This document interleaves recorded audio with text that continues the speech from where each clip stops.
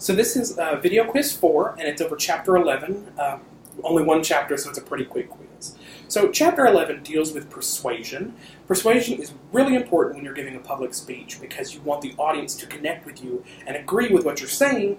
And if they don't, it's kind of like, well, I'm up here now and I'm just giving a speech with nobody really cares what I say. And if you don't get the point across, then the audience might go away feeling like they kind of just wasted their time. And it really comes across as basically a waste of time and energy to really go to a speech that doesn't get the point across. So the key concepts of this chapter are rhetoric and Aristotle's proofs. So rhetoric was first used in ancient Greece. There were schools created for rhetoric, and rhetoric is basically an archaic form of persuasion. I say archaic, but it's used quite a bit in today's society. A lot of politicians use heated rhetoric sometimes. I know you hear a lot about heated rhetoric. That is one of the big things. Rhetoric is a style of speech that gets you to feel an emotion.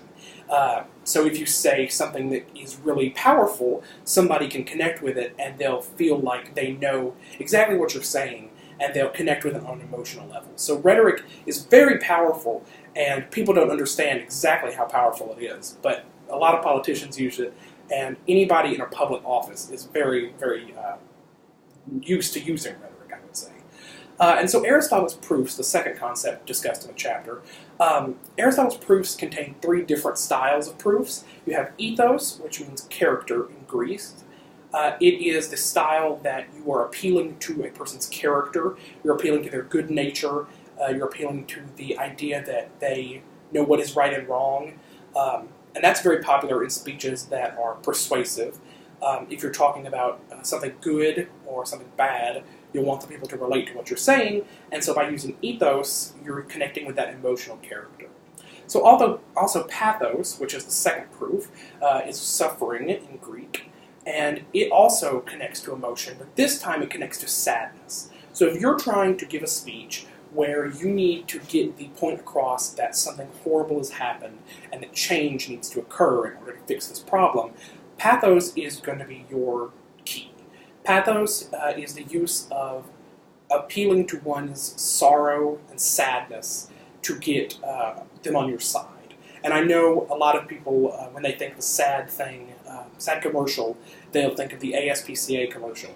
And that is a great use of pathos, as it gets us sad about the dogs that we see on the commercial.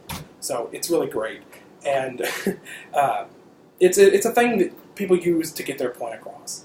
And so finally, logos, the last proof, is all about logic. It conveys a sense of logical thought to the people that it's speaking to. Any logic is great. People like to think they're smart, so by appealing to somebody's sense of common sense, pathos, or I should say logos, the logic in Greek, is really important. And it does help get more of a scientific community interested in what you're saying. So something I didn't know before reading this chapter. I had no clue the exact definitions of the proofs. I had heard of them before, but was untrained in them. I was not really sure what they were exactly. But now that I've read the chapter and read about them, I think they're really interesting, and I think we all kind of use them subtly. But I think it is interesting to see the roots and the origins of where these topics come from. So something I think is important to public speaking. Why is this important to public speaking? It helps people pay attention to what you're saying. If somebody's not interested in your speech, they are not going to listen. And that's a really big thing you need to keep somebody's attention when you're giving your speech, because if you don't, they're not really going to listen and it's not going to have a meaningful impact. So being able to keep somebody's attention while you give your speech is really important, and that's what all of these concepts, Aristotle's proofs, as well as rhetoric, do for you. And so why is this important in everyday life? I don't know if you're like me, but I argue a lot. And so using rhetoric and the proofs in arguments and persuasion overall really helps win arguments for your cause.